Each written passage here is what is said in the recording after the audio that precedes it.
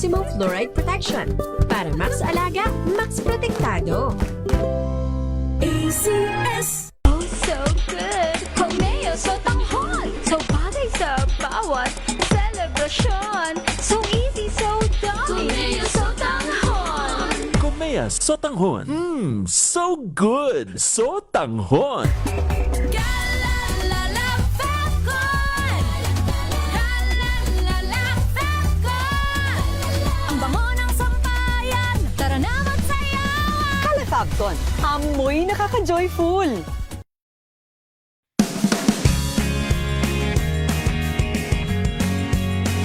Unboxing MXV Tea.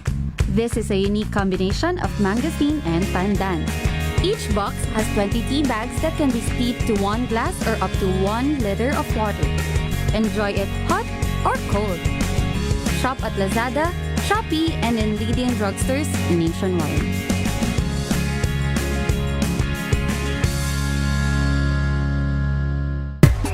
Galalala Falcon! Galalala Falcon!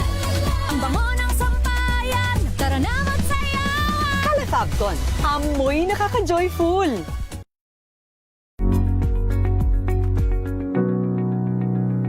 This portion is brought to you by ACS Manufacturing Corporation, ISO certified, maker of world-class quality Pride detergent. Sa pag-usbong ng fashion style sa Pilipinas, hindi na rin maikakaila na may epekto na rin ito sa ating pagkakakilanlan. Base kasi sa isang eksperto, ang simpleng pagpili ng kulay ng isang tao ay maaari ring maimpluwensya ng ating kilos at pag-iisip.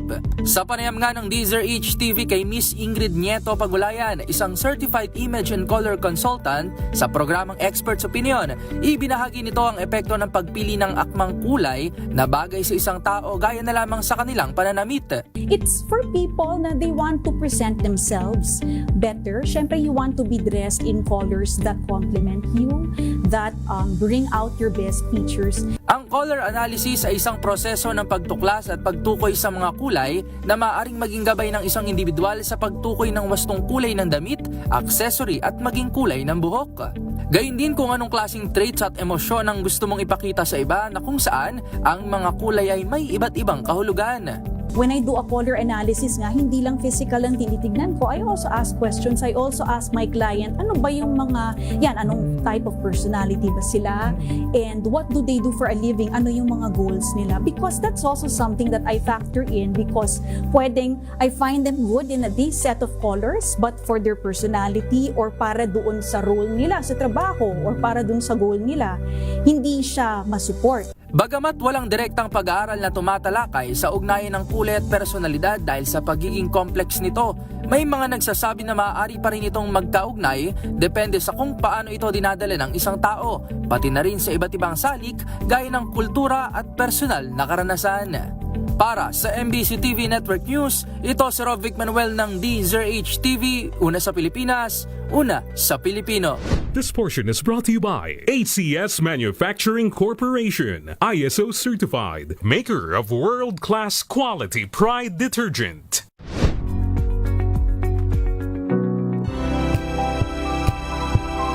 Hanap pa. Imbestigasyon sa pag-collapse ng 9-story building sa Angeles City agad ipinag-utos ng DPWH. Dating Senador Francis Tolentino itinalaga naman bilang bagong kalihim ng Department of Labor and Employment. Posibleng paglabas sa bansa ni Senator Bato de la Rosa sa pamamagitan ng backdoor, hindi inaalis ng BI. Napaulat na panibagong coup dito sa Senado. Napurnada, majority, hawak pa rin ni Senate President Alan Peter Cayetano. Executive Secretary Recto at iba pang opisyal kinasuhan ng plunder at technical malversation. Pulis at 3 iba pa patay sa pamamaril sa Isabela, 4 na iba pa sugatan. At low pressure area sa silangan ng Mindanao maaring maging bagyo sa loob ng linggong ito. Magandang hapon Pilipinas, kami ang inyong tagapagbalita. Ako po si Miss Karen Oyong at Henry Uri. Sa detalye ng mga balita, 4 na ang naintalang nasawi sa gumuhong 9-story building sa Angeles City sa Pampanga nitong linggo. Batay sa datos na ibinigay sa DCRH News si Jay Pelayo, Chief Information Officer ng Angeles City, 2 katawan ang na-retrieve ngayong araw habang 17 katao pang nawawala. Ayon kay Pilayo, nasa 26 na individual ang na-rescue ng mga otoridad na nabigyan na ng kaukulang tulong gaya ng tulong medikal at pinansyal para makauwi na sa kanilang mga probinsya. Nagpapatuloy pa ang manual clearing in operation dahil sa unstable na kondisyon ng mga debris. Agad naman ipinag-utos ni Department of Public Works Secretary Vince Dizon ang malalimang investigasyon sa malagim na pagguho ng building sa Angeles City. Sa panayam ng programang Damdaming Bayan, sinabi ng kalihim na katuwang ng ahensya sa pagsisiyasat ang pamahalaang lokal ng syudad. Ayon kay Dizon, maraming dapat ipaliwanag ang may-ari ng nag-collapse na 9-story building na inumpisahang itayo noong 2023. Pakinggan natin si Secretary Vince Dizon. Mula po siguro ngayong araw, magsisimula ng investigasyon kasama ang Angeles City LGU kung ano po ang nangyari, kung bakit gumuho po itong strukturang ito na ongoing pa rin ang construction since 2023. Samantala, sa kaugnay pa ring balita, dati nang pinatawan ng labor violation noong September 2025 ang construction company na gumagawa ng gumuhong gusali sa Angeles City sa Pampanga. Ayon kay Dole Region 3 Director Geraldine Panlilio, may kinalaman ito sa paglabag sa Occupational Safety and Health Standard ng Golden Years Construction and Steelworks na kontratista naman ang gumuhong gusali. Sabi ng opisyal, naglabas na sila ng stoppage order sa proyekto noong September 24, 2025, ngunit inalis ito noong October 24, 2025. Samantala, kung mapatutunayan na naulit ang unang paglabag ay hindi mo na mangingiming magpataw ang ahensya ng mas mabigat na kaparusahan. Pakinggan natin si Panlilio. Nakita po ng aming mga labor inspectors na meron pong mga violations or gaps or deficiencies po sa mga pag-comply po sa provision of the Occupational Safety and Health Standard. So, pina-cordon ko po siya at nag-issue ako ng work stoppage order dahil very poor working conditions at na-compromise po ang health and safety of our workers, our construction workers sa site. Lubha namang nadismaya sa mabagal na rescue operation si Lea Mendoza Casilao, live-in partner ng isa sa mga nawawalang biktima sa gumuhong itinatayong gusali sa Angeles City sa Pampanga. Sa panayam kay Casilao ng DZRH, sinabi niyang mabagal pa rin umano ang proseso kahit pa maraming mga otoridad ang nakatalaga sa lugar. Hindi rin anya nagkakaisa ang mga rescue personnel dahil may ilang tila palakad-lakad lamang at may ilang nagsi-cellphone lamang. Huling nakausap ni Casilao ang kanyang partner noong Sabado nang sabihan siyang susunduin ito sa dao ng Linggo, pero bagong takdang oras ng kanilang pagkikita ay gumuho na pala ang gusaling pinagtatrabahuan nito.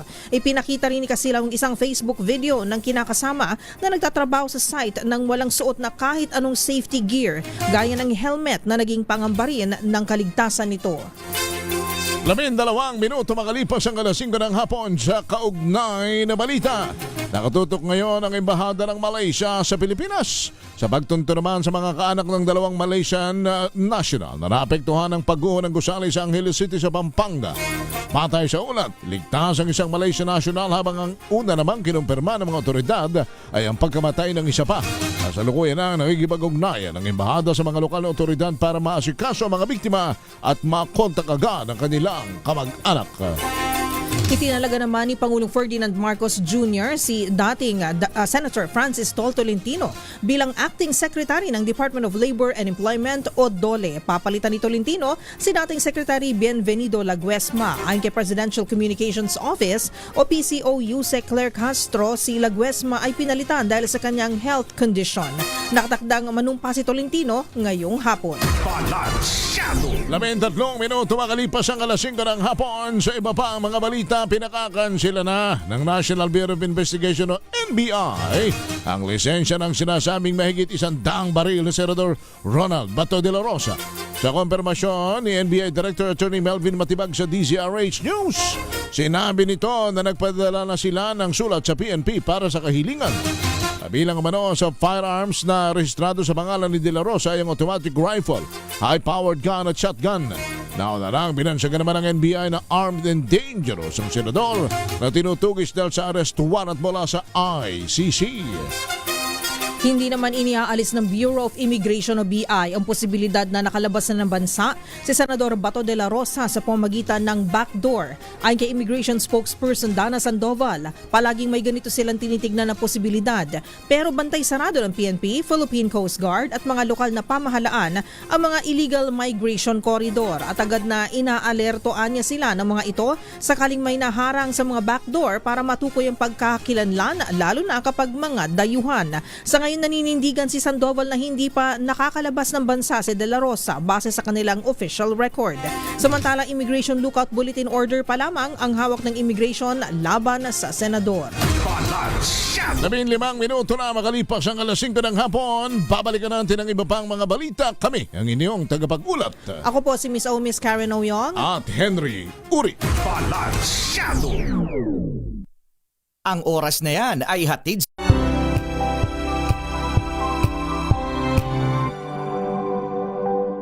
Hello, Washi! Laundry day na naman! Yay! Anong meron? Mancha ng chocolate, putik, may libag pa! Kaya natin yan! With Pride Washing Machine Detergent, may triple stain-away formula. Tanggal ang makapit, madikit, at malupit na dumit mancha. Kaya easy-easy ang labada. Mula noon hanggang ngayon! All you need is pride. All you need is pride. ACS. Oh, so good. Komeo so tanghon. So bagay sa bawat celebration. So easy, so dami. Komeo so tanghon. Komea Sotanghon. So good. So tanghon.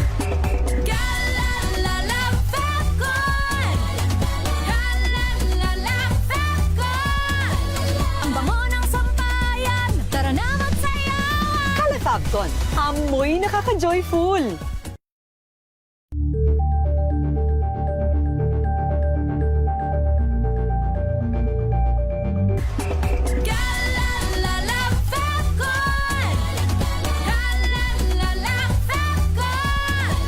Ang bango ng sampayan. Tara na magsayawan. Calefabcon, amoy nakaka-joyful.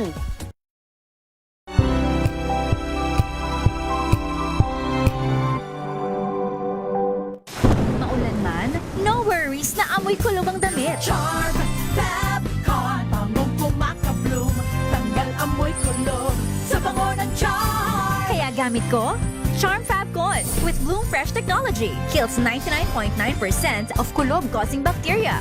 May aroma burst pa of thousands of flowers and berries. Ang sampay sa loob, no amoy kulob. Bangong kumakabloom sa charm. Charm Fabcon. ACS. Tinesting, sinuri, siniyasan. Ang resulta? Super effective ang Shield sa pagpatay ng bakterya at virus. Shield Antibacterial Soap. Believe ang mga eksperto sa Philippine Nurses Association. At si Mami. Tiwala ako sa Shield. Shield Antibacterial Soap. Napatunayang mabisa. Ang mga nurse, tiwala. ACS.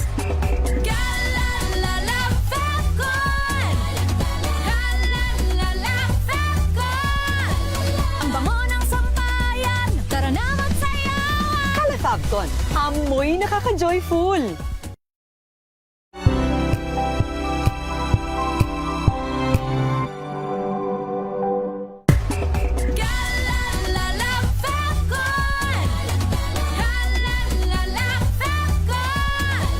Ang bango ng sampayan. Tara na magsayawan. Calefabcon, amoy nakaka-joyful.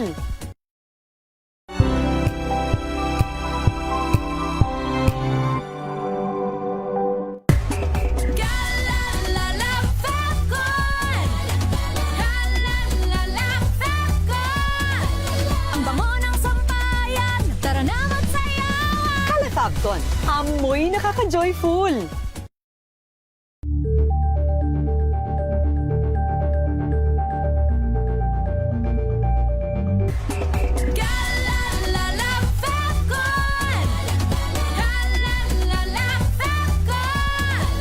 Ang bango ng sampayan. Tara na magsayawan. Calefabcon, amoy nakaka-joyful.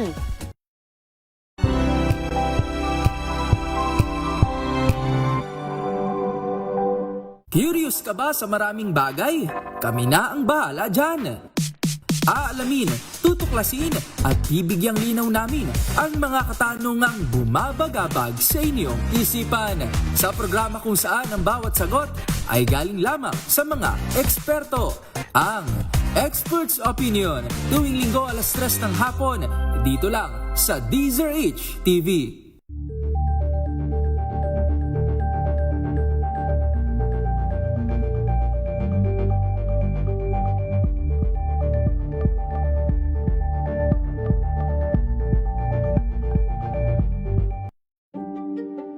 Buklatin ang mga pahina.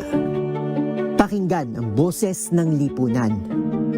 Tunghayan ang mga issue mula sa ibang katayuan. Nakakalungkot kasi deserve ba namin ng ganito? Na hindi nila alam kung ano talaga yung kanilang mga karapatan. Yung gobyerno, tinulungan nila yung kanilang magsasaka. Pinapatahimik tayong lahat using various laws. Through education, kayang-kaya nating baguhin yung ganitong klaseng pag-iisip. Isang kwento, iba't ibang anggulo. Dito, sa Point of View.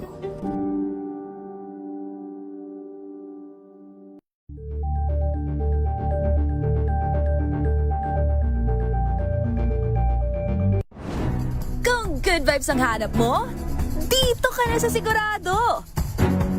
Mula sa mga istoryang nagbibigay ng inspirasyon hanggang sa mga kwentong may dalang solusyon. Mga balitang pampagaan, pakiramdam at pampaganda ng araw. Hindi lang ba sa good news, kundi the better news. Mula Lunes hanggang Biyernes, 1:00 ng tanghali sa DZRH TV.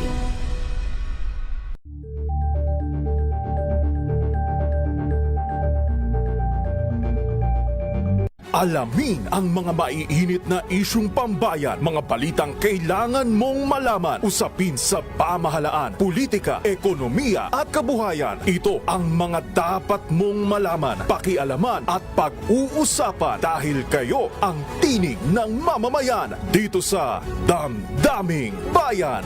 Live sa DZRH Radio, DZRH TV at DZRH Digital. Kasama sina Lakay, Deo Macalma at Elaine Apit. Araw-araw, Lunes hanggang Biyernes. Damdaming Bayan.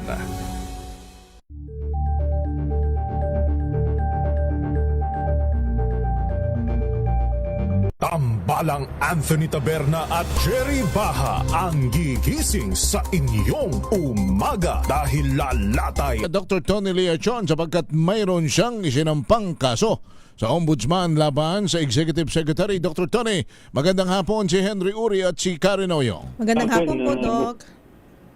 Magandang hapon, Henry. And si Karen ba to? Yes po, yes sir. Yes, Hello, sir. Doc. Opo, diretso na kami. Magandang hapon sa inyo lahat.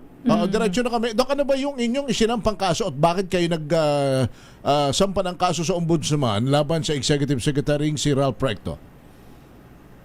Hindi lang si Secretary Recto, pati yung si Secretary Ted Erbosa, the Chairman of the Board ng PhilHealth. Apo. Yung Finance Secretaries ngayon, yung DBM Secretary, magkakaroon nga ng amendment hindi lang si Secretary Toledo, kung hindi rin si Secretary Amena Pangandaman. Kasi may continuing questions kaya kailangan yung accountability. Kaya lang, ang nasento kay Secretary Recto, kasi nung nag-decide ang Supreme Court, nung pinapasole, walang accountable. So, hindi naman pwedeng kumuha ng 60 billion at tapos ganun na lang. So, technical malversation yun according to Justice Carpio. Binabasa ko yung mga write-ups niya. At yung element of plunder na 50 million, pasok po dun ngayon, kung lahat na lang kwentuhan at gagawa ako ng naratibo everyday, nakakapagod po yun So, hindi rin po na-isoli yung sa PDIC, yung Philippine Deposit Insurance Corporation, yung 107 billion. So, kung maalala natin, in 2025, si former Secretary ng Finance, Ralph Recto, siya po ang nag-orchestrate ng transfer ng 60 billion from the PhilHealth Reserve to the National Treasury. Noong September 20, one day before the 1 trillion march, sabi ni President Marcos, isoli nyo na yung pera. Inintay pa yung Supreme Court decision na December 5. So dapat sinoli yun. May pagkakataon pa sana isosoli from the Caja de Hierro ng Treasury to PhilHealth. Ang nangyari, kinarga pa sa atin sa 2026 budget. So this is a complete violation of the universal healthcare and the sin tax. Kasi ang pera po ng gagaling po sa bisyo, dapat hindi po pwedeng ilipat yan other than health. Yun po ang nakaatas po sa batas po yan. At kailangan ho talaga magsoli po sila at pati po yung interest ng pagkawala po yun. Kasi may deficit na nga from 23 to 2025 at ang kalkula natin, ito pong datos na to, nakuha ko po yan kay Professor Cielo Magno, na ang arrears na ng government since pagpasok ko nila 2022 to 2025 nasa 356 billion na. At 2025 hindi nagbigay ng budget ang government sa PhilHealth. Zero ang budget natin in 2025 So kung hahayaan natin kung walang accountability, kawawa naman ang taong bayan. Tapos nakaligtaan yung 107 billion diversion sa PDIC na nakaka-weaken ng financial safeguards to protect the depositors kung sakali mang magkalugi. Nabasa ko yung BSP governor nagsasabing gusto din nilang bawiin. Ito na ho yun na talagang kailangan maintindihan ng taong bayan na yung diversion ng 60 billion from PhilHealth at 107 billion sa PDIC ay meets threshold of itong problemang ito. At yung technical malversation, according to our lawyer, ni Attorney Nabo, Article 220 of the revised penal code, even absent proof of personal enrichment, the use of earmarked health funds for unauthorized purposes, technical malversation. Ito ay kailangan tayo po ay magising para hindi na po ito maulit because we will be perpetuating an error. Kawawa. Alam mo kung bakit ako lalo nag-push nito? Nung mamatay si Boy Gonzales. Nung mamatay si Boy Gonzales at naghahanap ng maraming hospital, ito lang nagpapatunay yung hirap na hirap ang mga tao para lang ho dito sa kalusugan. Kung maitatama to at maibabalik ko yung perang yan. Go ahead, Doc. Dr. Johnny? Buod. Opo. Ayan. Doc, nabanggit nyo rin po na itong mga kaso na isinampan nyo po laban dito sa mga personalidad na ito, mga government officials and cabinet officials sa Office of the Ombudsman, hindi lang siya isang technically legal matter. Nabanggit nyo, this is a moral one. So, meron tayong moral duty. Ito po yung nabanggit ninyo. Can you expound on this? Bakit nyo po nasabi ito? Hindi lang siya legal matter kasi morality yan Kung nakikita mo ang mga tao sa PGH, ang nakikita mo sa San Lazaro, sa East Avenue na naghihirap at humahanap ng guarantee letter, hindi ka ba maaawa doon? Samantalang ang Malacanang, half kilometer from the palace, hindi ba nila nakikita na napakahirap ito, alas 3 pa na madaling araw, nakapila na. Ang hospital ko, 1 block away lang. Ang Department of Finance, nasa Roas Boulevard. Hindi ba nila nakikita yung mga tao? So para kunin yung perang yan, hindi lang siya legal. It's a question of morality of the public official to get the money. Hindi, nakakalunos isipin na tayong lahat ay nagsasabing okay tayo. Tapos yung pinaka-importante na dapat tayo mag-provide ng pera, hindi natin pinoprovide yung kalusugan. yan ay isang moral issue, hindi lang legal issue. Opo. Pero, Dr. Tony, sa reaksyon ni Executive Secretary Ralph Recto, tinawag po niya ito na isang harassment at kanya pa rin hong kino-question kung sino daw ba ang inyong financier. At ang kanyang pagkakasabi, kung di ako nagkakamali, ang naghain ng kaso ay isang bitter na individual na laging itinatakwil sa mga posisyon sa DOH at ginagamit lamang daw na issue para mag-audition sa susunod na administrasyon. Ito ho ba'y sa tingin ninyo para sa inyo, at kung para sa inyo, ano po ang inyong sagot dito? Okay. Attorney Nava po, wala pong bayaran po dito. Siya po isang abogadong busilak ng puso, graduate na Ateneo. So, yun ang una. Pangalawa, ba't naman ako magiging bitter? Maganda naman ang hanap buhay ko. Tagal ko ng doktor. At kung nag-a-apply ako sa cabinet member, may pakita ba siya nag-apply ako sa PMS? Ba't ko naman hahangarin yun? Na maging, ngayon lang sinasabi ko, hindi ako tatakbo sa public office, di rin ako naghahangad sa position nila. Kung ako nakikipagpolitika sila, ba't ako nakikipag-away sa kanila kung gusto ko palang maging public official? Di dapat sumisip-sip ako sa kanila. Ang pinaglalaban dito, karapatan ng bawat Pilipino at dapat pinapaunawa natin para sa lahat. So, ako ba'y bitter? Ba't ako magiging bitter? Ang sayang nga ng buhay ko. May apo ko, may pamilya ko, magandang trabaho ko. Ano naman ho ang mag-gain ko as a private citizen? This is a risk to my life, risk to my family, and risk. Kaya lang, ang life is short and tomorrow is never promised. Kung hindi ko gagawin to, sino pa ang gagawa? Kung walang nagmamalasakit sa taong bayan at tayo lahat mag-aaway lang, sabi na, nag-iingay ka lang, di tuluyan na, yun na lagi na sinasabi, di bahala na ngayon ang ombudsman at ang legal process, gumulong ito para tapos na. Nakakapagod din everyday, mag-iisip ako ng narrative para ipadama sa taong bayan ang paghihirap natin. Kaya ito na, nandun na. So wala kayong financier, wala kang nagtutulak at nagdidikta sa inyo para gawin po ninyo ito. Is that what you're saying, Dr. Tony? Ba't naman ako mag-financier? Ako ba'y nag-run for public office? Saan naman ako kukuha ng financier? Kahit magbukasan tayo ng bangko, baka hindi pa nga umabot na sinasabi nyo. Ano naman ho magigain ko dito? Yan na mga sagot ho na hindi naman katanggap-tanggap. Siyempre, dapat sagutin niya ho yung issue rather than personal accusation.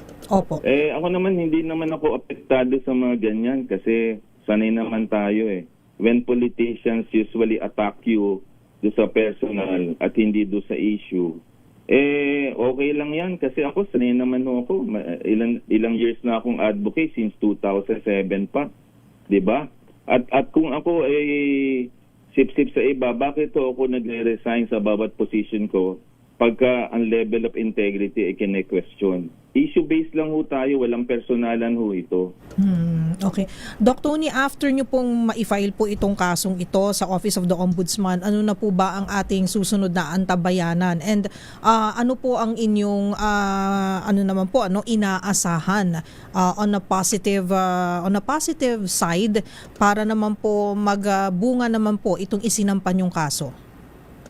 Well, I just hope the Ombudsman will actually act on it. Kasi hindi lang naman ako, pangatlo ho ako sa file ng kaso. Kaya lang, hindi pa rin ho dinidinggin Alam mo, Henry, Karen, it's never easy to fight the government.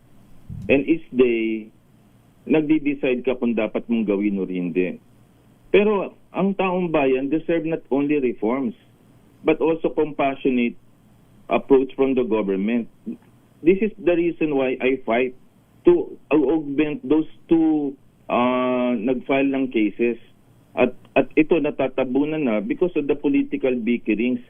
Samantalang after this mga political bickerings, haharapin pa rin natin ang problema natin sa kalusugan.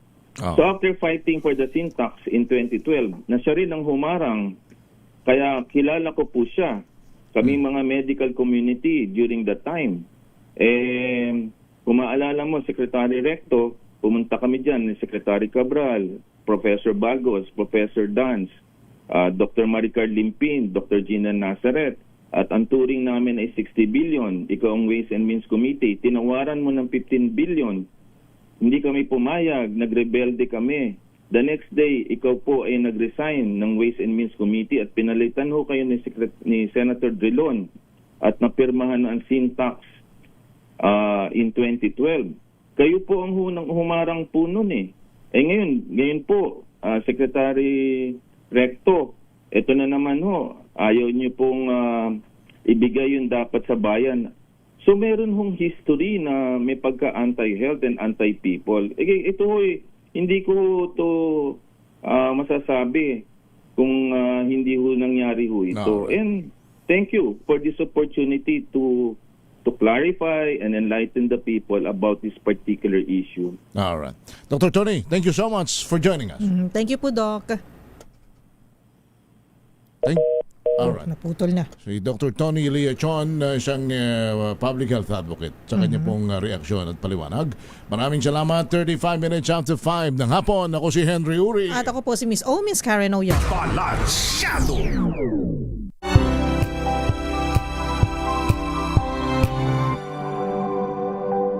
Ang humahagupit na diskusyon at komentaryo, Lunes hanggang Biyernes sa 2x2.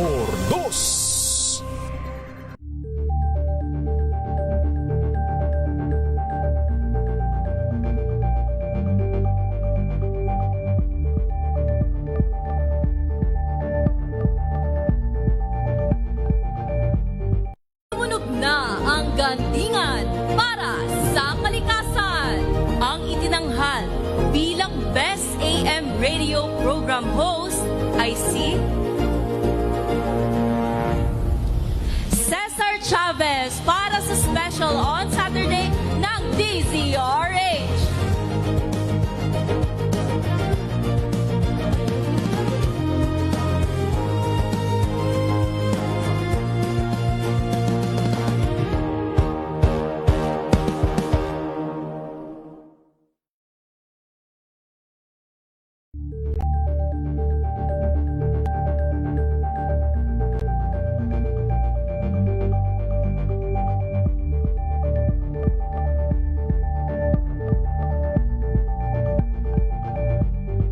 Maagang balitaan, maagang usapan sa mga issue at balita. Kasama si Kuya Angelo Palmones sa Magandang Umaga Pilipinas. Mula Lunes hanggang Biyernes.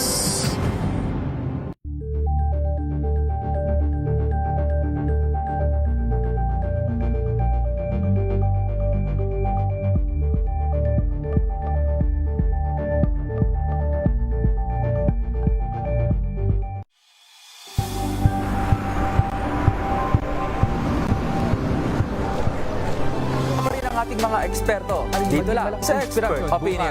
Ito ang The Better News. TNDS. Trending and Isang kwento, iba't ibang anggulo. Dito sa Point. Bawat pananagutan ating tatalakayin dito sa Hoy. Bawal yan. Dito lang sa DZRH. Match up entertainment and lifestyle. Ito ang MBC TV Network News. Una sa Pilipinas, una sa Pilipino.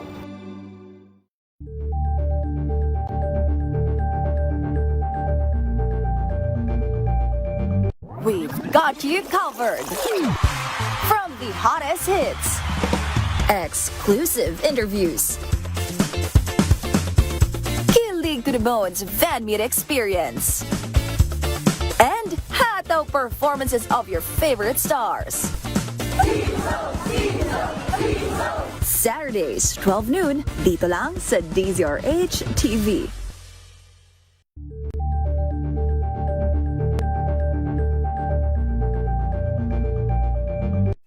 Mga balitang gigil Gising sa inyong umaga, mga balitang kailangan mong malaman. Mapapakinggan sa ACS Balita sa 2x2. Kasama sina Anthony Taberna at Jerry Baha, Lunes hanggang Biyernes.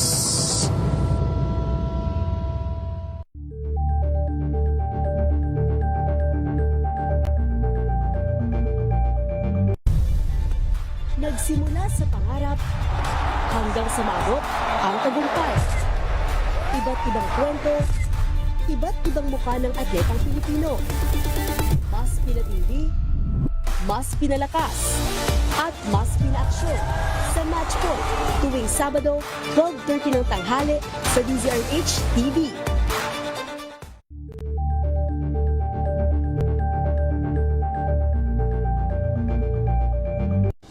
Ng naitalang 17 individual na ang kanilang naaresto. Ng Metro Manila Development Authority o MMDA ang No Contact Apprehension Policy o NCAP sa Metro Manila. Sa ang ilang mga dokumento ay peke, hindi rin legal ang employment na ipinangako sa kanila. Sa mata ng batas, mananagot ang sangkot at may sala. Dahil sa bawat paglabag, may karampatang parusa. Alawin ang mga pananagutan sa likod ng mga bawal. Dito sa Hoy! Bawal yan tuwing Sabado, alas 11:30 ng umaga. Dito lang sa DZRH TV.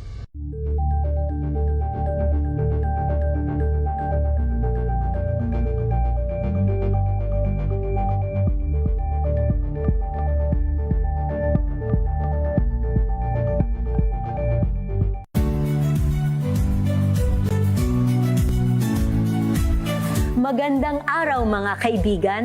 Ito po ang inyong balerina ng bayan, si Lisa Makuha Elizalde, na nag-aanyaya sa inyong samahan kami at ang aming mga espesyal na panauhin para sa kalahating oras ng masayang kwentuhan sa aming programang Art to Art, kung saan ang usapang sining at kultura ay para sa lahat.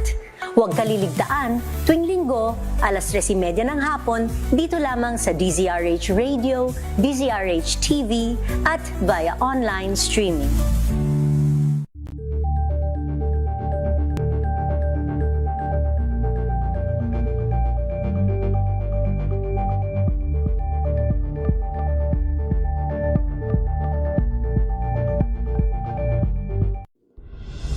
Tuloy-tuloy ang pagtulong, tuloy-tuloy ang pagseserbisyo, at tuloy-tuloy ang balitaan kasama si May Binauhan sa Operation Tulong mula Lunes hanggang Biyernes.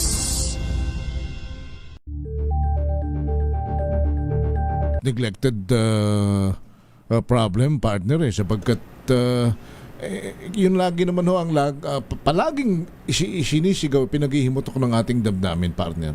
Sana yung ating mga mambabatas, mga policy makers, mag-immerse sa mga government hospitals. Sila ayaw ko namang sabing magdala, sapagkat siyempre kung magdadala ka naman, pero magdala. Yung magdala ng may sakit na kung sino man, pero okay. wag o sila mismo subukan nilang magpa-check up sa government hospital. Kung maaari siya na para lang, alam mo yun, yung magsugod kayo, baka may mga lumalapit naman sa inyo humihingi ng mga GL, guarantee letter, kung ano-ano pa man. Subukan ninyo kayo magdala na mga may sakit ninyong kamag-anak o kaibigan sa mga government hospital. Kung hindi kayo manlumo at siguradong luluha ang inyong mga puso sa sobrang hirap. Yun ang maaring punto naman na pinaglalaban ng isang Dr. Tony Leacho na kasi kung nangyari tama naman ho yun, siguro alam naman ninyo nangyari sa aming kasama si Boy Gonzales bago nakarating na at nagamot sa isang maayos sa ospital. Talagang nakailang lipat pa yun ho'y ano kung agaw buhay na, di ba? Yun talagang respetado at kinikilala at veteranong reporter na ho yun. How much more pa yung mga ordinary mamamayan. Tama. Na wala pong kakayanan at walang malalapitan. But at any rate, sana magtagumpay ang anumang mga kausang yan na ginagawa ng hindi lamang ng isang Dr. Tony, kundi lahat ng nagmamalasakit sa bayan. At ang isinisigaw po ay maayos ang ating healthcare sa bansang ito. Balansyado! Tumawid muna tayo ang ating pag-usapan ay ang ekonomiya. So, mentro na tayo. Partner, do the honor. Sino ba ang ating magiging panauhin ngayon? Oo, actually, naimbita na natin siya sa ating programa before, pero nagkita kami dun sa, kumbaga, launching ng US ASEAN Business Council at ng kanilang suporta para sa ASEAN at sa Pilipinas, dahil host tayo ng ASEAN ngayong taon. Pero more than that, siya po ay Chairman Emeritus ng Philippine Chamber of Commerce and Industry o PCCI. At siya rin po ay isang batikang ekonomista. So marami siyang maibibigay sa atin na kaalaman, kuro-kuro, mga kumbaga kanilang mga analysis. Suggestion. Oo, yes, Very tungkol much sa pinagdaraanan po natin ngayon at kung ano po yung impact nito. Impact nito sa ating ekonomiya kasi everything political is also affecting our economy. Ayan. At hindi lang naman po Pilipinas ang nakakaranas niyan. Okay, ready na ba? Ay nasa linya na po natin via Zoom si Sir George Barcelon. Hello Sir George, magandang hapon po. Si George, good afternoon. Okay. Hinahayos lang ang kanyang video. We will have him via Zoom para mas maganda yung ating huntahan at kumustahan. Okay na ba si Sir George? Yes. Hi, Sir George. Salamat po sa inyong pagpapaunlak. Isang karangalan na kayo'y makasama namin ngayong hapon. Thank you. Apo, kami po muna ay mangungumusta sa inyo pero ayun opo. Bago yan ay iparotate muna natin ang iyong screen Sir George. Sige. Parotate po para para ma-landscape ba? Parang ganon. Yan, sige. Ayusin na lang ayan ang maganda. Portrait dapat. Kailangan Sige nga, Sir. Ayun, si Sir George. Ayun, okay. Portrait. Sir George. Portrait pala dapat. Thank you. It's an honor to have you on the show. I think my first question is, kumusta po kayo at kumusta na ho ang totoong... My pleasure, yeah. Kumusta na ho ang totoong mukha ng ekonomiya at negosyo sa bansang ito? Alam mo, I was listening to some of your earlier statements. No? Kami naman, negosyante, we're always a guarded optimist. Okay? Ibig sabihin na yes, we're encountering problems, but they're not really end of the tunnel. No? They're not, may solution then. But all the parties involved, mga negosyante, mga government, lalo ng government, they should be able to be focused on what is needed for our economy to sustain, especially sa itong sitwasyon. Unang-una, magulo yung mundo, meron geopolitical war, di ba, sa Middle East. Pangalawa, we have to face fact. Itong gobyerno natin sa ngayon, magulo rin. Okay? We cannot, from the business sector side, normally, when it comes to issue on the politics, medyo neutral kami, no? Na total, itong mga nasa gobyerno, they're the one we elected. But this time, we feel that we have to show our concern. The situation is quite grave. Ang mga bilihin na tumaas, ang crudo tumaas din, ang gasolina tumaas din. Hindi naman sa gawa natin, kasi hindi naman sa gawa sa bansa natin. But it takes really a joint effort of private government and all sectors to look at the issue and address it properly for sustainability. So, Sir George, nabanggit nyo na you think, yung mga kasamahan nyo po na negosyante, nabanggit nyo yung salitang grave. So, it's kind of alarming and very serious na po. We understand that businessmen would like to, yun nga po, stay neutral para maging kahit paano ay not to cause alarm, di po ba, sa markets at sa ekonomiya po, ano?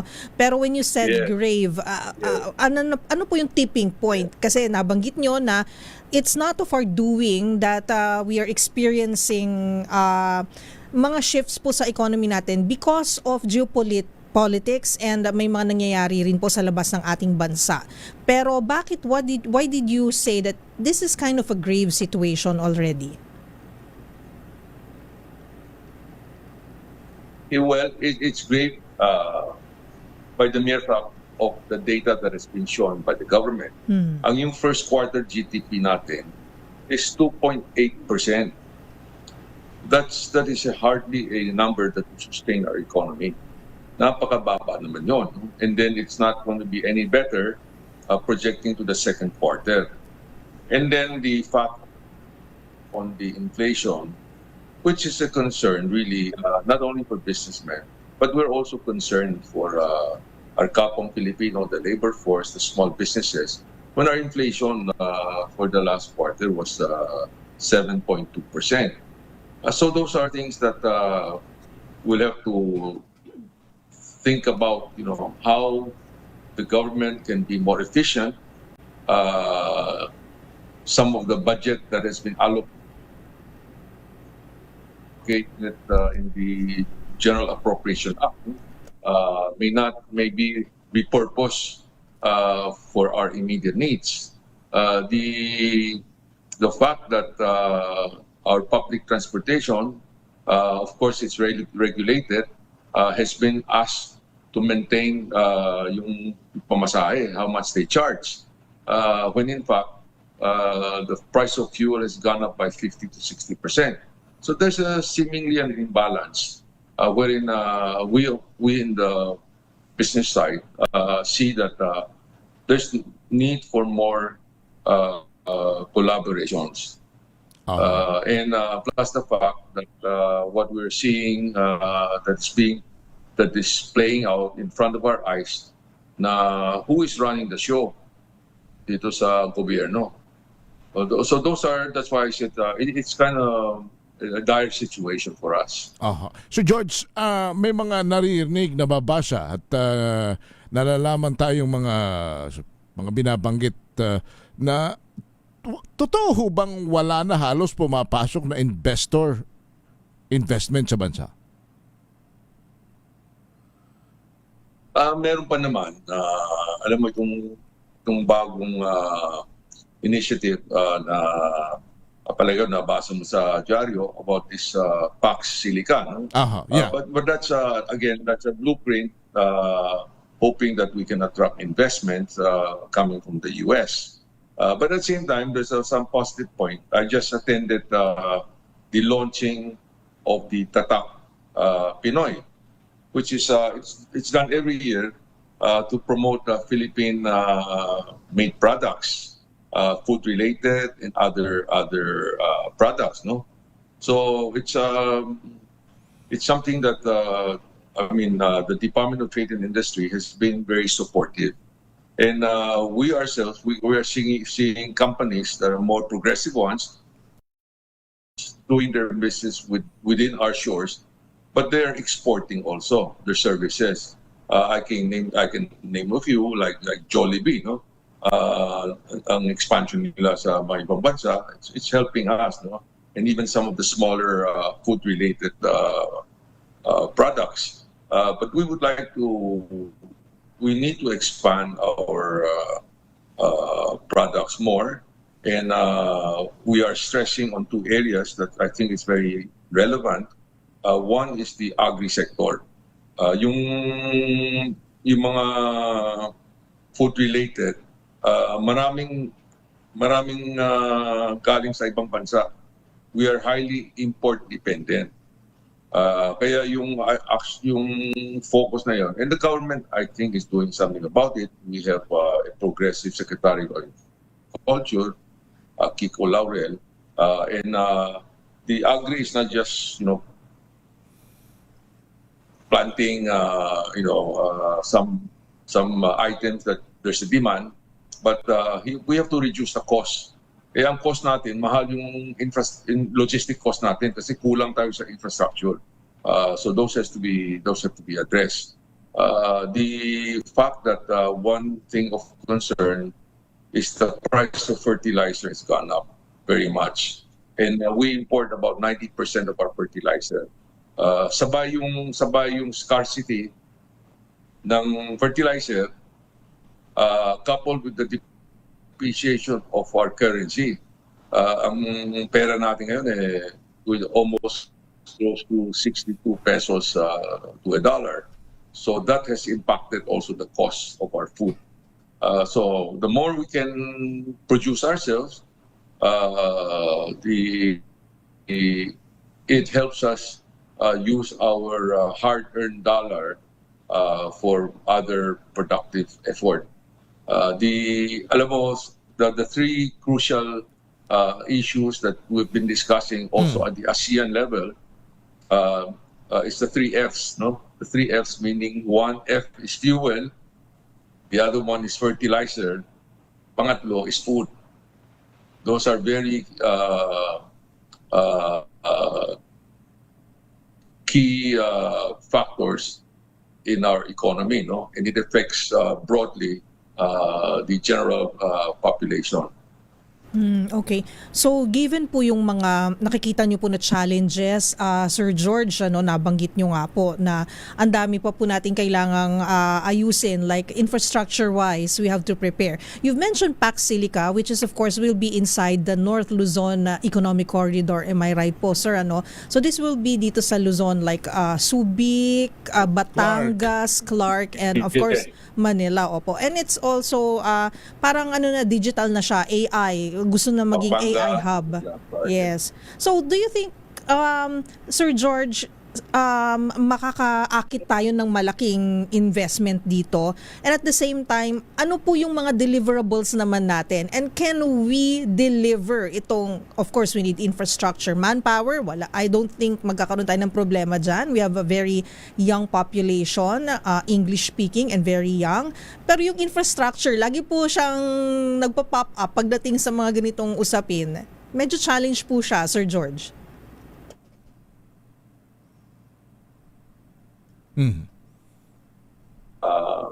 Is really, as I mentioned earlier,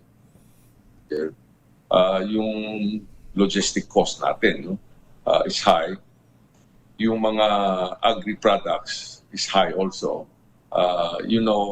Annually, ang damage dito sa mga harvest natin na kasi wala yung flood control system. Okay? And alam natin na itong nakaraan ng isang taon, yung nabuking na ito pala, ang dami mga itong project tungkol sa flood program prevention did not really go into the construction of this infrastructure. It went elsewhere. And so this is something that the government must bear the responsibility. Itong pera na wala, pera ng taxpayer. Okay? And the shortfall of the collection of our government cannot be, the burden should not be on the private enterprise. We're also having seemingly our problems.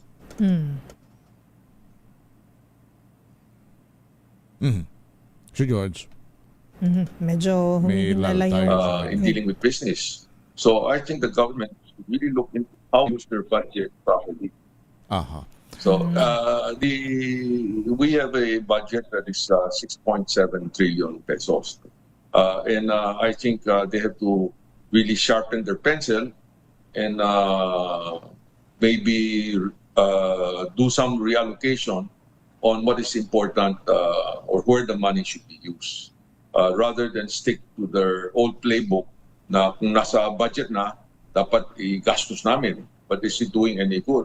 I think it's about time government should really do a review of whatever that's allocated in the budget and see some of those not urgent or unnecessary funds to be properly used elsewhere. So George, what about... That's the only, because go ahead. Sige. You have mentioned about the flood control anomalies. What about the accountability of those who are involved? Kasi sa inyo ho bang mga negosyante, ano ang gusto ninyong mangyari dito sa mga involved na ito, dito sa corruption, especially on the biggest scam in the entire government? Kahit kayong mga negosyante, mga retired Supreme Court justices nagsasabi na talagang phenomenal itong corruption na ito sa flood control project. Ano ang gusto ninyong maging aksyon na mabilisan ng gobyerno rito? Sana man sa tagal na pinag-usapan, we haven't seen any real accountability. Okay. Dapat nasa batas naman natin wherein if somebody is from their lifestyle or from what they own that cannot be supported by whatever income and they're living such a high flying lifestyle, they can be questioned. And based on our law, I mean, whatever they have can be confiscated. Sa ngayon, we talk about the billions that were lost. We don't see any money that's being restituted, no? Na ibalik naman sa gobyerno to help out. We're not seeing any of those things that the public is expecting. And we have such a huge loan. We have such a huge debt, umabot ng 18 trillion. At saka taon-taon, kailangan mapaputang pa tayo ng about, I think, 1.5. So that we're starting a vicious circle na itong dalawang government agency, yung BIR, Bureau of Internal Revenue, Bureau of Customs, they could hardly catch up with their collection to feed this debt sa laki ng utang natin. But again, I'm not saying that I have all the solution, but if we run the country in a way that's comparable to the likes of other ASEAN countries, where they're getting the big chunk of foreign investments. Ang foreign investment natin has improved, pero malayo pa katulad ng Vietnam. Ang foreign investment nila umaabot ng mga $20 to $30 billion. Okay, plus others. So, when I say foreign direct investments, ibig sabihin na pag maraming na mga investors dito, ang makikita natin, factories will be built, the construction sector, it helps the construction sectors, and then it provides jobs. Okay, ang concern natin also is our unemployment rate natin tumataas din. So we need to take all of this together. The more it shows that the government has a lot to do and can do something about it. Okay, but not to, in a way, not to overly burden the private sector, the businesses, because they're having their own challenges. Okay. Sir George, siguro last question na lang on my part, bilang isang negosyante, and of course nakakausap nyo rin ng ilang mga local businessmen po natin dito sa Pilipinas. Is it still good to set up a business here in the Philippines? Investor ka man o local businessman ka o negosyante ka? Is there still hope that we can still put up businesses here and produce kumbaga mga jobs and to kumbaga contribute to our economy, to the economy of our country, Sir George? Yes, I'm 100% for that. Kaya sabi ko, ang negosyante, of course, we know what are the challenges we're facing, but we're optimistic for the country. Okay? And moving forward, I hope the elected officials of our government would realize that we're changing the norm. Before, when I say the norm, it seems like, the private sector doesn't care, now whatever they're doing. I would not use the term they stole the money, but somehow monies were not properly used. Okay, but at this time, I think the private sectors now know that we cannot always be quiet about it. That we should call them out. Okay, before we're too quiet, we thought that the government has the proper agency to look into the matter, may check and balance. But after this flood controls fiasco was revealed, we noticed that even some of the government agencies like COA, Commission on Audit, you know, what are they doing? Why did they allow such a rampant thing to happen and walang accountability? Kami negosyante, every year we have to submit to the review of the BIR. And they check diligently, they find fault, we have to pay additional taxes or whatever, whatever penalty they will impose. But isn't it fair naman to ask the government to do the same thing? Correct. Kumbaga, that they check on themselves. And whoever is at fault, call them out. You're very hopeful. But in asking your question, sabi ko, we are still very positive for the country. We have a young population, as you said, no? Ang population natin 115, 118 million. We're a big nation. We're not a small nation. Among the ASEAN, we're the second. And moving forward, pretty soon, in about 25 years, ang population natin baka aabot ng 145 million. We're still a growing nation, so there's upside. But the government must realize that we're competing with other neighboring ASEAN, wherein good governance is important, wherein you should drive out, mitigate graft and corruption, wherein you should have this mindset of providing, as I said, one of our chairman, Chairman Jose Pardo, who used to be former Secretary of Finance, said, instead of red tapes, dapat red carpet. That's good. Na ipe-present natin sa mga investors. So those definitely will help move our country forward. So we're hopeful. We're hopeful for that. We are so thankful because you're in the business sector is so hopeful, optimistic, but of course, gaya rin naman ng iba, sana'y maintindihan din naman ng ating gobyerno na hindi lahat ay mahaba ang pasensya. At hindi lahat naman ay gustong magtiis forever. Kasi pagkat yung corporate tax nila at saka yung iba pang buwis na pumapasok sa gobyerno, naintindihan naman namin ito. Tumugon siya na yun actually tama. Yung sinabi mo na alam din namin na katulad yung isang nakausap ko, sabi na, sir, alam mo yung kuryente namin, dati mga 3.5 lang eh. Ngayon, umaabot ng 5,800. Diba?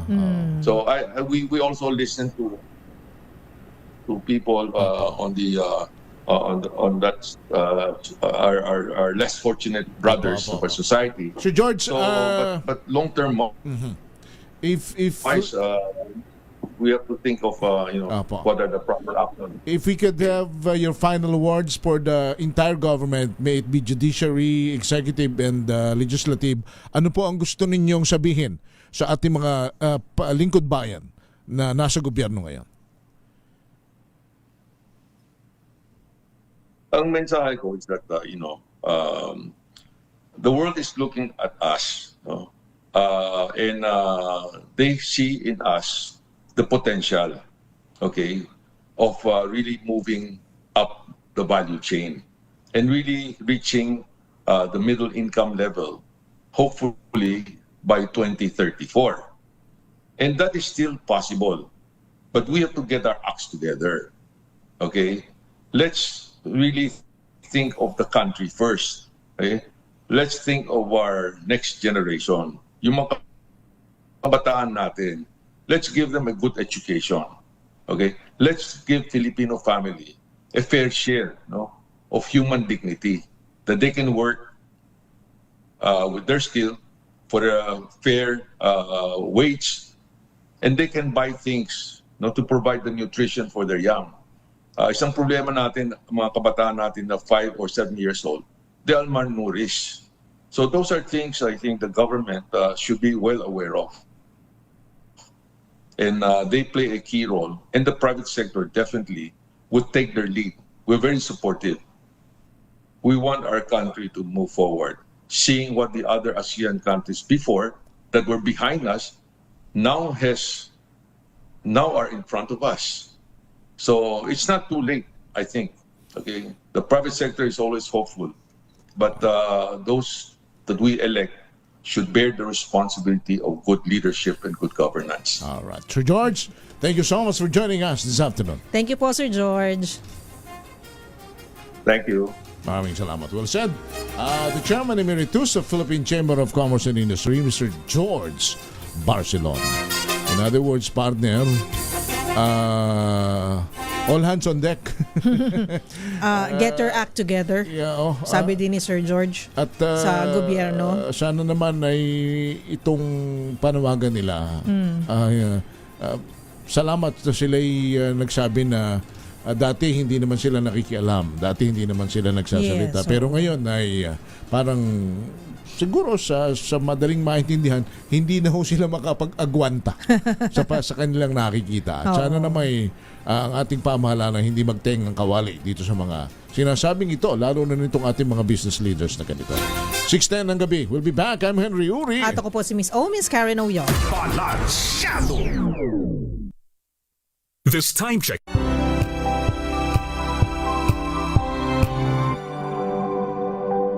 Wow, ang saya.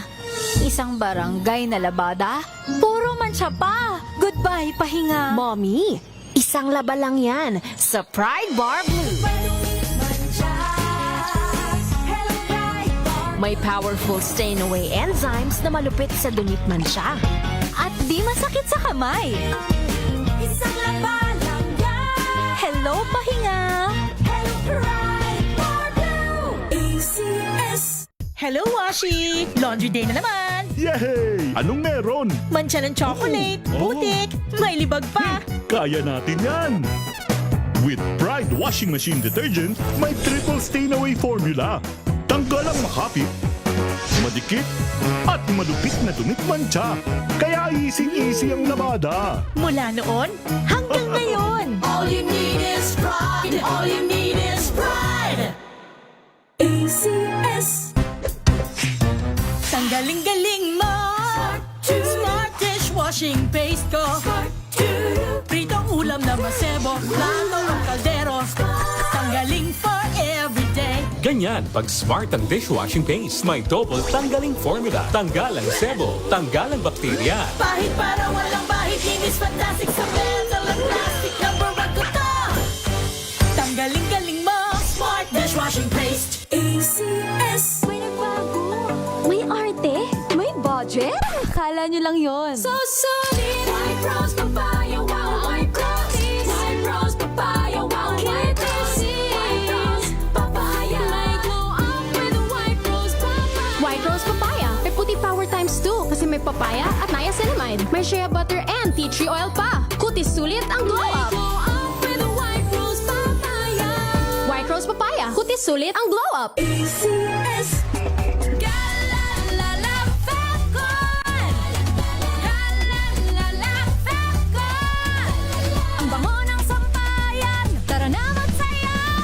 Fabcon, amoy nakaka-joyful. Araw-araw, iba't ibang mga bagay na dapat pagtagumpayan. Ang subok kong partner ay MX3 Capsule. Research-based na tested and proven. Helps avoid pain discomfort. Iwas-iwas sa sakit. Kailangan lang na long-term ang pag-inom 2 capsules araw-araw. Kasabay ng proper diet and exercise. I am able to make it with the right partner. MX3, dito ako bilib! Mahalagang paalala, ang MX3 capsule ay hindi gamot at hindi dapat gamiting panggamot sa anumang uri ng sakit.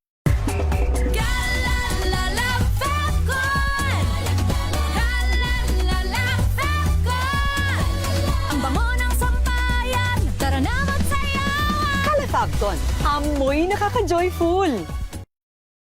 Cleaning tips gamit ang toothpaste, alamin. This portion is brought to you by HCS Manufacturing Corporation, ISO certified, maker of world-class quality Pride detergent.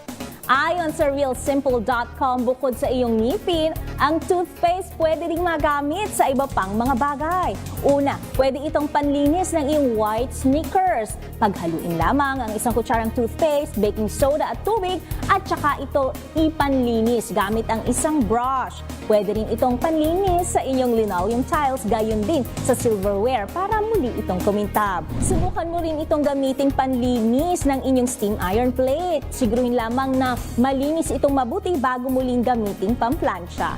At panghuli, maganda itong panlinis sa mga handle, gripo at lababo. This portion is brought to you by HCS Manufacturing Corporation, ISO certified, maker of world-class quality Pride detergent.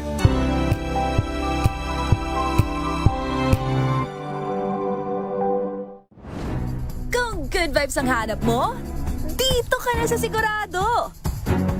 Mula sa mga istoryang nagbibigay ng inspirasyon hanggang sa mga kwentong may dalang solusyon. Mga balitang pampagaan, pakiramdam at pampaganda ng araw. Hindi lang ba sa good news, kundi the better news. Mula Lunes hanggang Biyernes, 1:00 ng tanghali sa City. Sapagkat partner, tama ba yun? Diyosa, ilan na ba yung namatay?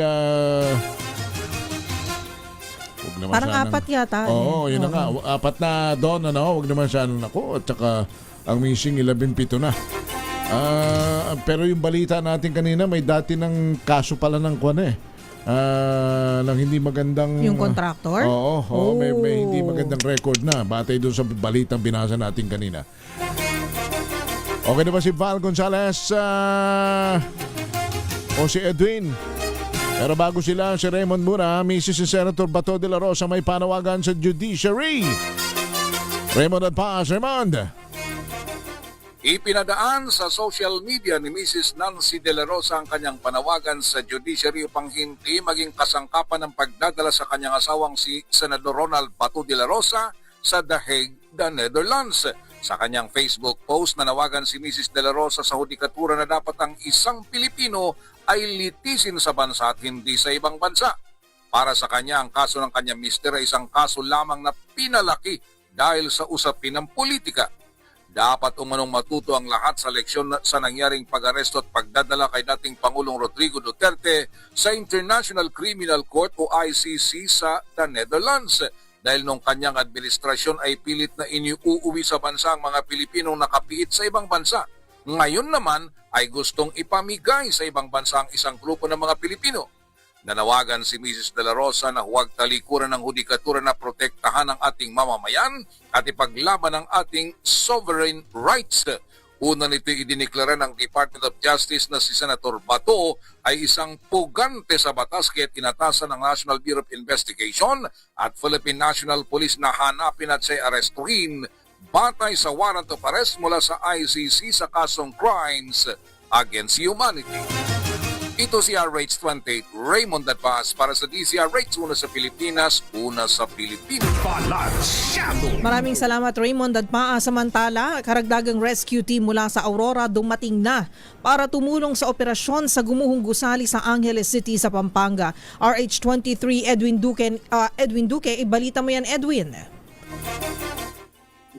Istarem na dumating na yung ilang karagdagang rescue team na bihasa sa ganitong trabaho sa mga ganitong bubong na pinti. Ito'y galing sa Aurora. Naglatag na rin ang mga tayo at pinagpitan na yung palibot ito sa lugar para wala makapasok ng mga osusero maliban sa mga police, Bureau of Protection at public ugnayan sa pag-rescue.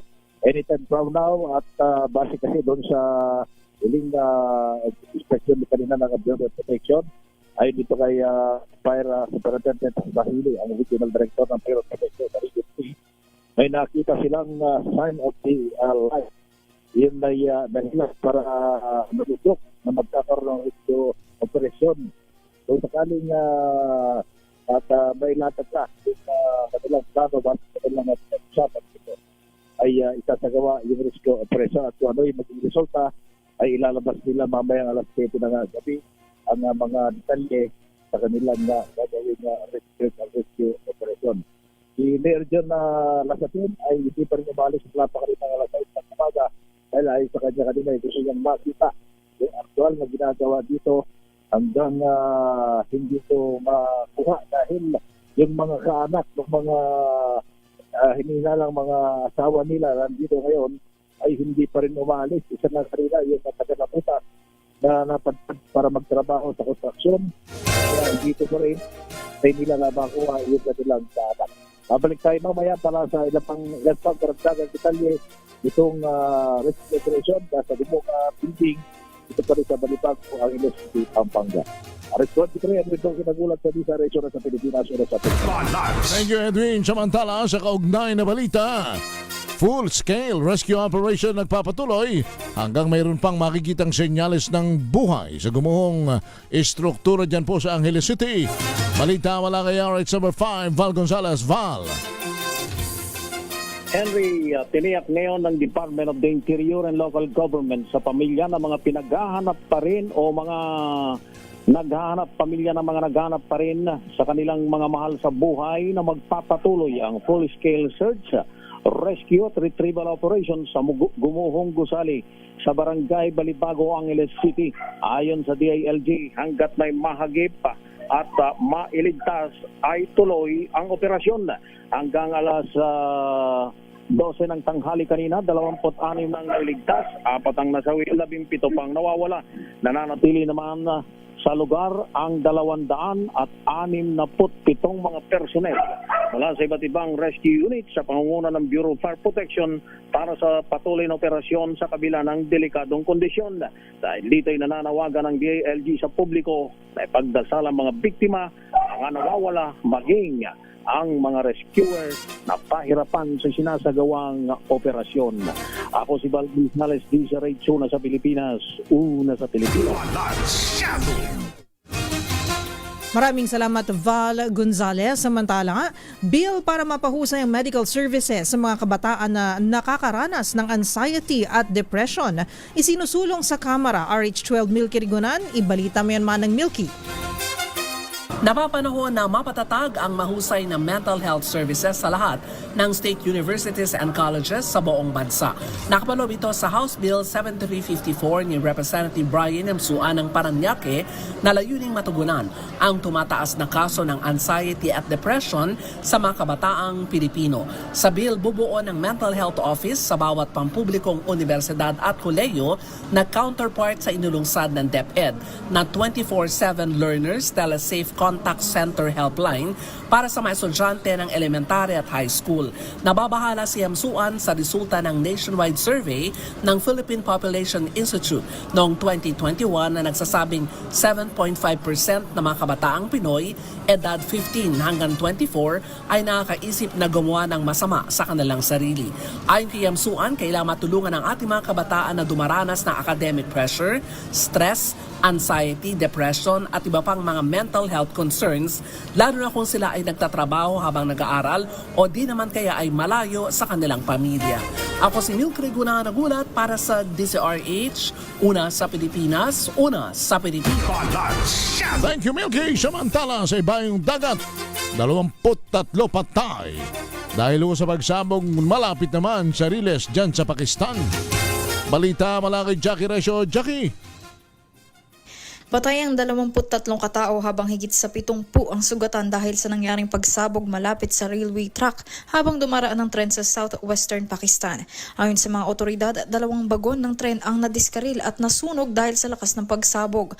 Madalas umanong sakay ng tren ang maraming military personnel. Gayon din ay maraming nakatalagang security forces sa lugar na pinangyarihan ng insidente. Kaya bukod sa tren ay nasira din ang mga kalapit na infrastruktura at nakaparadang mga sasakyan.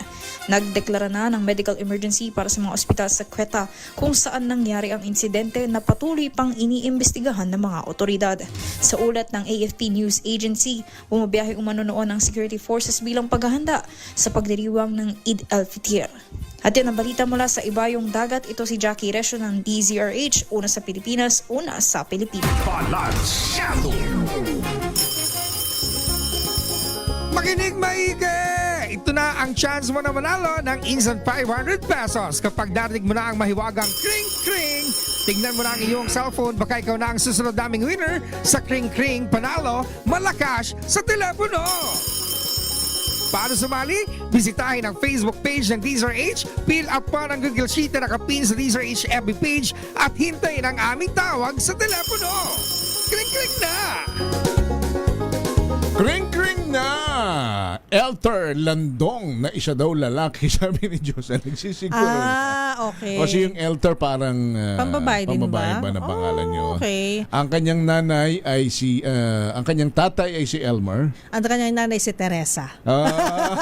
Kala ko si Esther. Pwede rin. Oo, pwede rin Esther tapos Elmer. Oo. Pero Sino yung Ter? Oh, yun nga. Elmer at Teresa, sabi mo kanina. Okay na yun. Grabe, no? Makaano kami ni Sir Henry. Pero tanong natin kung tama tayo. Si Elter Landong Tampulay ng Zamboanga. Elter, magandang gabi po. Hello, Elter. Hello po, magandang gabi po. Ayan. Tama ba kami ng hinala, ng hula? Na ang pangalan mo ay galing kay tatay at kay nanay? Opo. Anong pangalan ni tatay? Elbert. Tapos si mami? Teresa. Tama ko! Galing ni Karen. O dahil dyan, hati kayo ni Ate Karen sa 500 pizza. Biglang nagkahati pa eh. Alright, Ate Karen, tanungin mo na si Elter. Ayan, Elter, ito na po ang iyong katanungan para manalo ng 500 pesos in GCash. Ready ka na ba? Ready na po. Ready na. Anong himpilan ng radyo ang kauna-unahan sa Pilipinas at numero 1 sa Luzon, Visayas at Mindanao, lalong-lalo na dyan sa Zamboanga del Sur? Elter? DZRH po. Ayun, correct ka dyan. O sige, at dahil dyan, makakatanggap ka ng 2.5. Dahil yung 2.5 ay kay Ate Karen na magaling humula. Sa pangalan nila. De, joke lang. Pakumusta na lang kay Tatay Albert at and kay si Nanay Teresa. Albert tuloy. Elter, salamat! Congrats, Elter. Thank you. Maraming salamat din po. Ayun, si Elter na anak ni Sir Albert at ni Ma'am Teresa. O, diba? Ay, sa hinagap, Albert. So, siya ng pangalan. Pero Elter. malapit na rin ang Elmer kasi. Oo. Maganda yung pangalan niya. Elter, siguradong walang Elter. Yan. Walang masyadong kapangalan yan. Wala. Very unique. Oo. Walang kaparehas. Oo. Tsaka... So, ibig sabihin yung pangalan natin, tinamad yung mga gulang natin. Wala, nanay ko. Hindi nag-effort. Wala na, parang... Henry na lang. Parang tumingala lang. Pogi ka naman, Henry na lang. Wow! Ako naman siguro tatay ko kasi, King San naman ako, letter K. O dapat Karen na, K. Kagandahan? Okay na yan. Anong katunog na kagandahan? Karen. Karen, pwede na. Karen na yan. Sige na, nagbubulahan na po kami. Sumayin niyo na ang mga balita at talakayan. Sa Balansyado, lagi namin paalala po sa ating lahat kung nais nating guminhawa ang buhay. Magdasal at lagi po tayong manampalataya sa may kapal. Huwag gagawa ng masama sa kapwa. Bagkus gumawa ng mabuti palagi dahil ang paggawa ng mabuti kailanman ay hindi magbubunga ng masama at tumulong sa mga nangangailangan dahil help is wealth. At susunod na po ang DZRH Usapang Legal. Dahil Lunes ngayon makasama nyo si Attorney Cheryl Adami Molina, si Attorney Cam. Ang kanyang topic, ano ang psychological incapacity? At kasama rin niya ang kanyang BFF na si Miss... Judger. Judger siya. I-judge niya kayo. Thea Pecho Corpus. Susunod na. Ako po si Henry Uri. At ako po si Miss Karen Oyo. Bye! Bye! Balansyado!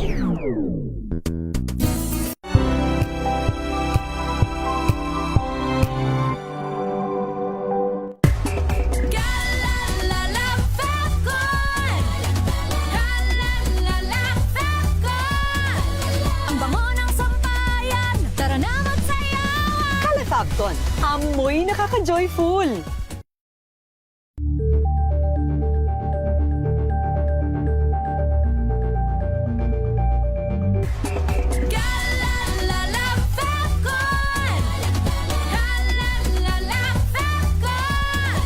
Ang bango ng sampayan, tara na magsayawan! Calefabton, amoy nakaka-joyful!